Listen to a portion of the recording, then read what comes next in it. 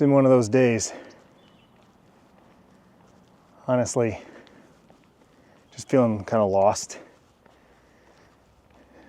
I guess I was due for one since everything's been kind of good for so long. I didn't pick up the camera one time and vlog.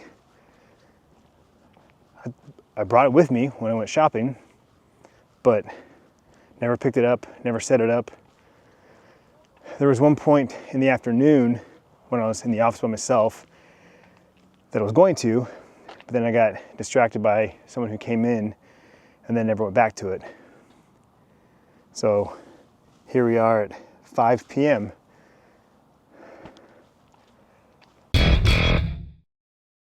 I got out of there a little later than usual because we had a plumber that came to fix the P-traps in the kitchen and in one of the bathrooms.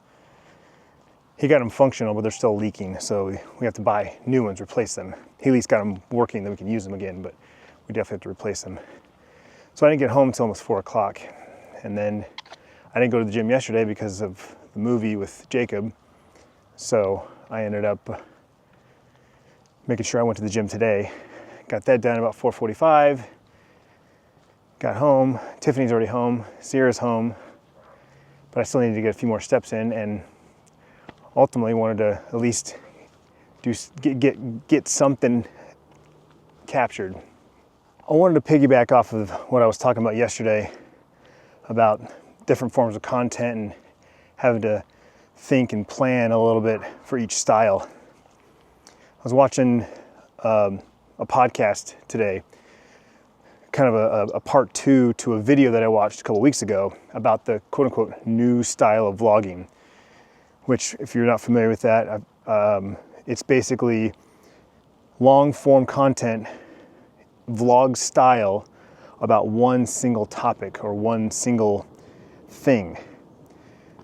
Guy I watch, Benji Travis, he does Costco shopping videos.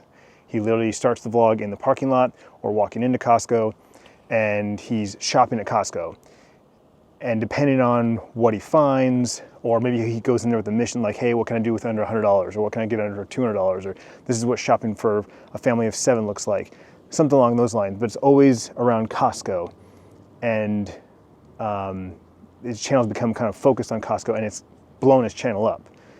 And that's what he talks about in his courses and whatnot, that this new style of vlogging is one single focused topic, because that's how the algorithm works now. It's how all the algorithms work now, right? TikTokification of social media has basically changed it from the social graph to the interest graph, which is what Gary Vee talks about. Basically, you go to a platform, you are fed things that you're interested in. And as you interact with those things, you watch them, you like them, you comment on them, the algorithm feeds you more from that topic and things that are adjacent to that topic. Same thing goes for YouTube. You watch a video on, I don't know, tacos. Next time you go to YouTube, you start seeing a lot more videos about tacos. You get my point? Now, I know I've talked about this in previous videos, and I think I've even asked your opinion on, would you rather me focus my videos on kind of one topic, or do you like the randomness? And the vast majority of the people that responded, whether you agree or disagree, the people that responded said they like what I'm doing. And that obviously makes sense, because the people that keep coming back are the ones that like what I'm doing. Those that kind of dip in and out or only watch certain videos, you know, they might have a different opinion, but they don't watch every video, so they miss that question. One of the things I think about quite often is the formats on YouTube. Obviously, there's an audience for the everyday life. Follow me, day in the life. There's an audience for that. But it's harder and harder for you to find those videos. It's harder and harder for me to find that audience. Because again, that's not how YouTube works these days. Every video that I make gets one title and thumbnail. And that one title, that title and thumbnail is somewhere in my video. And if I make a 20-minute, 30-minute long video, most likely it's only going to be a couple of minutes in that video. Take today's vlog, case in point. Dave's Hot Chicken, taste test. first time trying Dave's Hot Chicken. That was like a 3-minute segment in a 20 to 25 minute long video. And it's, I don't know, 8 minutes into the video, 10 minutes long into the video, right? And for the everyday viewer, they see that video like, oh cool, this is a Dave's Hot Chicken review. They click on it and it starts off with me making coffee. It starts off with me going to Costco and shopping. You know what I'm saying? Then they're like, wait, this isn't what I clicked on, and they leave. And that hurts the video, that hurts the channel. So these are things that I think about on one hand about growing the channel, about, growing the audience. But on the other hand, the other side of my brain goes, no, we don't care about that stuff anymore. Remember, we're here doing what we want to do for the people that are here. And if new people find our videos, great. If they don't, and this is the constant struggle that I deal with. Because even though that one side of my brain, for the most part, is correct, and that is what I'm doing because it's just what I'm doing. It's easy, it's repeatable. The other part of my brain is also right, because at the end of the day, I do want to grow the audience. I do want to eventually get to that 1 million subscriber play button. Like, that is a long-term life goal of mine. The only way that's going to happen is if I kind of lean into playing the game, right? Not necessarily playing the game, but lean into it a little bit. And when I listen to podcasts or watch videos about that from YouTube experts, YouTube gurus, even YouTube itself, it kind of makes me wonder. I don't want to say I don't think I'm wasting my time. So I'm not going to ask that question. Am I wasting my time? But am I going about this the wrong way? Someone made a comment that the podcast guy said, if you're vlogging the old way, if you're vlogging in the old style, you're going uphill. You'll eventually get there, but it's going to take you much longer. It's going to take you a lot more energy, and you're going to have a lot more obstacles to get there. And who knows? You might not ever get there because you might give up. You might be like, you know what, this is taking too long. And your interest changes. Maybe you lose interest. And I thought about that. What if 2, 3, 4 years from now, still doing this, still grinding, and I never hit that next like plateau. I never get that launch that I did in 2012. And 2 or 3 years from now, we haven't even cracked 900,000. Do I eventually go, I'm over this? I don't know. I burned out once. There's no guarantees I won't do it again. I sit here and say that I probably won't, but I can't guarantee that. Can't guarantee anything. Let me clarify something though. Let me make sure I'm perfectly clear. I'm asking these questions kind of to myself. I bounce them off of you because, as I've said numerous times, you're like my journal. And of course, if you have some feedback to give, I'm always open to it. But my goal is to grow the channel while doing the videos that I want to do, which is capturing my daily life, having conversations, sharing my thoughts, my experiences. And that's ultimately the friction, because everyone's telling me that I shouldn't just document my life. I shouldn't be going morning, noon, and night, because that's not what the vast majority of the YouTube audience wants. And I argue that there is an audience for that. It's just a niche audience. It's not the greater audience like it used to be. It's a niche audience. And people say, well, you're right. There are people who want that, but how are they going to find you, right? Because people aren't looking for daily vlogs anymore. People aren't searching for daily vlogs. And if they are, you have to have daily vlog in your title. You have to have daily vlog in your description. And we don't do that either. So it's kind of like this catch-22 of like, you're a daily vlogger, but how are they going to know you're a daily vlogger unless they stumble across your video on a topic that they're interested in, right? Now, if let's say there's somebody who likes daily vlogs, but also is interested in Dave's Hot Chicken. Well, they happen to find my video, miraculously. It gets served to them, it gets recommended to them. Dave's Hot Chicken, cool, let me click on this. Click on it, they start to watch my video. Hopefully they watch it enough to go, oh, wait, this is kind of like a day in the life. Let me click on the channel, let me read the description. Let me, in my description it says I'm a daily vlogger. If they actually go to the description at the bottom, it says it. If they go to my channel, the description of the channel says I'm a daily vlogger, but they have to take that effort. If they don't take that effort, and they don't stick around long enough to realize it's a daily vlog, they're like, well, this isn't Dave's Hot Chicken, and they leave, missed opportunity. So this is that constant back and forth. I'm actually using AI now to try and help me figure out a plan, a path, a way to crack this code to serve my videos to people who are looking for day in the life vlogs, right? At the end of the day, my videos are for people who just are looking for someone to hang out with, looking for relatability. A middle-aged 40-year-old man with or without kids, married or single, but just kind of like a day-to-day life that's relatable.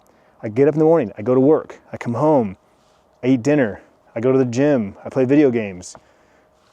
I like to go out and eat, it's very relatable. I recognize it's an uphill battle. I do. I recognize that it's a slow burn. And I have to remind myself that what used to work on YouTube doesn't necessarily work today. But I also believe that it can work one day.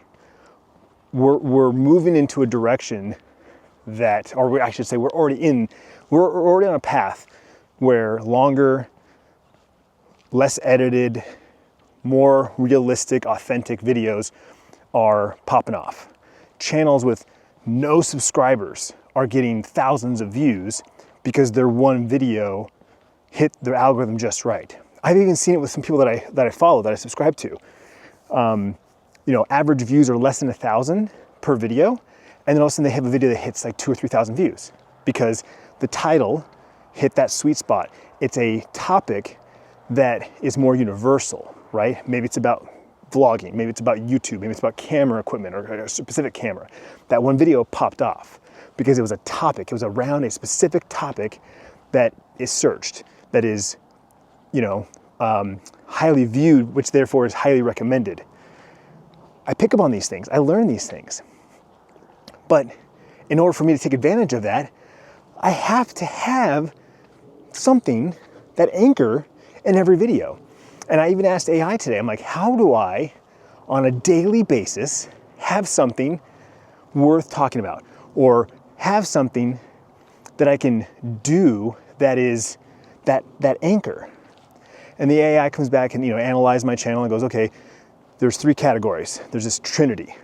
And it kind of like said, do this, but then make sure you do this. And I'm like, okay, I need to go back tonight, and I might not even sit on the couch and watch TV with Tiffany. I might just go in, put on some lo-fi music, and take some notes on what this AI tool said. But basically, it's kind of giving me this formula. But at the end of the day, it's going to require me to do some planning. It's going to require me to do some thought into this in order for it to work. I got to give a shout out to Evan Lindy. He started doing a daily vlog. I want to say he started at the beginning of November, if I remember correctly, but maybe not. Maybe I can't remember exactly when he started, but he's well into like 20 days now. I'm behind. I think the last one I watched was like day 12 or 14 or something like that, and I'm about a week behind. So he's getting close to his first month of daily vlogs. And he's taking a completely different approach to this. He's very cinematic. He sets up his shots. He puts music to everything. He has some really cool transitions and graphics and stuff. And my hats are off to him. He puts a lot of energy into it. He's very Casey Neistat-esque style of the amount of energy he's putting into his videos. And even though some of these videos are only 3 or 4 minutes long, it to me seems like he's thought about what he's going to talk about in that video before he starts recording the video. Because he's not necessarily documenting his whole day, he's only documenting 1 or 2 portions of it with some B-roll mixed in. It's easy for him to, at one point, to say the thing he wants to talk about, right? Whether it's about YouTube, about vlogging, about his personal journey. He throws in little personal anecdotes like about his injuries, or hey, I just got done taking my brother somewhere. Like he throws in little personal anecdotes, but he still has this core message of the video.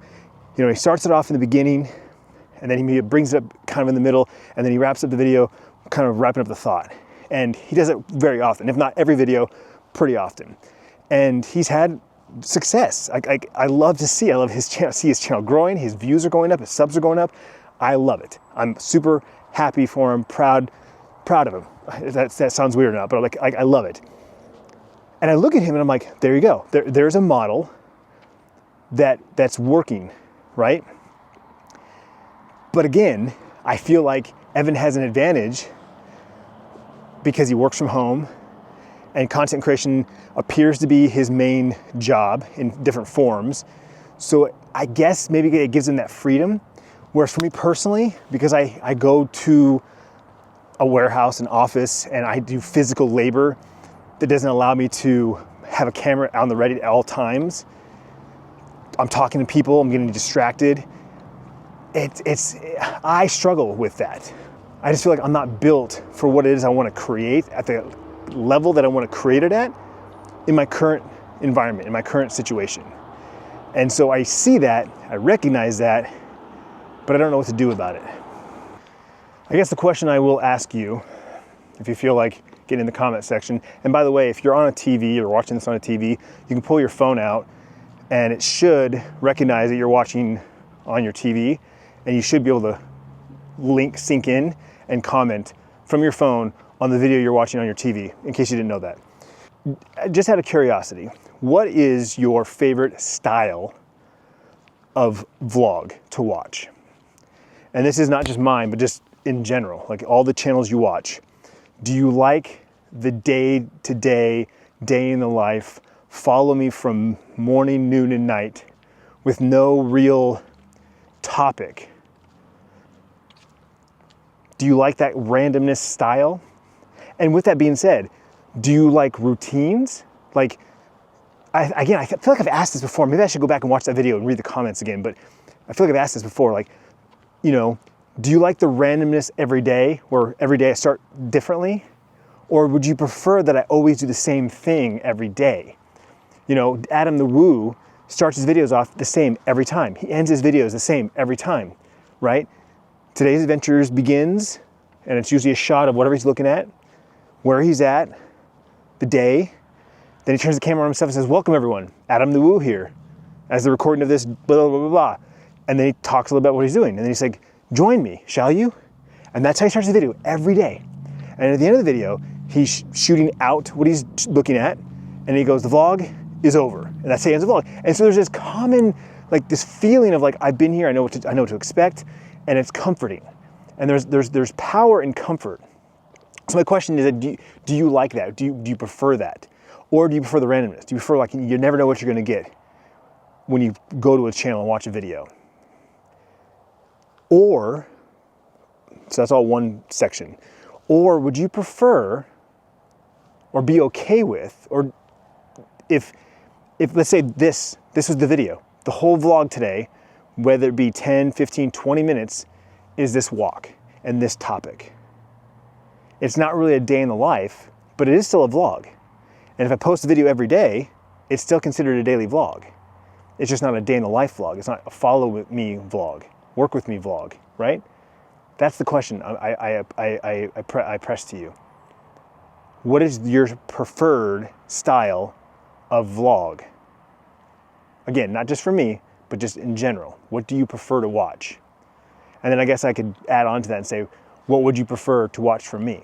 Because maybe I'm not the kind of guy that can do this style 7 days a week or 5 days a week. Maybe this is what I do Monday through Friday, and then on the weekends I do the day in the life stuff. I don't know. Scratching my head. Just thoughts, just words coming out of my mouth. It's getting chilly, it's getting late, I'm starving. Let's go home, let's eat dinner. 10 grams of protein and 6 grams of fiber. What's it called? Let me know how your sleeper is tomorrow. Sola protein bread. That is a good looking salad right there. It's a garbage salad. I love it. My favorite kind. Oh, did you take it off? Grilled cheese. No. What's inside the grilled cheese? Here's a almond, tomato, and avocado. And what kind of soup? Chicken tortilla. Chicken tortilla. All right.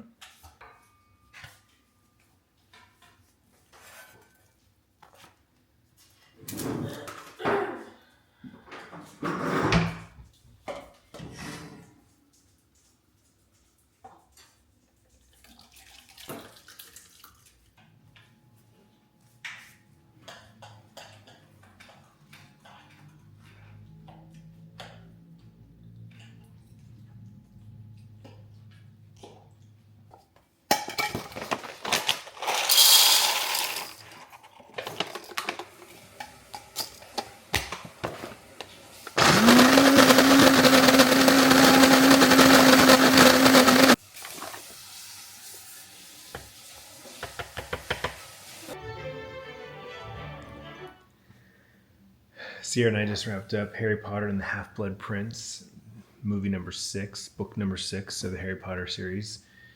We only have 2 left, Deathly Hallows Part 1 and 2, and we're less than a week away from our trip. In fact, we're like 5 days away from our trip, so we're getting very excited about it. We're going to watch Deathly Hallows Part 1 on Friday, and then probably watch the final one, I don't know, either Sunday, probably Sunday. We'll try to do it for Sunday. I was going to say Monday at the latest, because then we leave Tuesday. So getting very excited about it. But Half-Blood Prince was a lot better than we remember. In fact, we both said the same thing. It was a lot better than we remembered. And there was so much that I didn't remember. This is definitely one of the movies I've watched the least amount. It was a lot better than I remember. So hard to say yet to where it ranks. I'm going to wait and hold my reservations until I see the next 2 movies, but safe to say Prisoner of Azkaban is definitely a top 3. I still, looking back at all the ones I've watched, Prisoner of Azkaban is definitely one of my favorites. This is up there though. This is definitely top 5, safe to say. There's only 8, but you get my point. It's a solid one for sure. A little after 9 p.m. I still have my orders to put in, so I'm going to punch out here. Thank you so much for listening to me rant. I do appreciate it. If you haven't already, drop a comment down below. Let me know your thoughts, and I will see you tomorrow.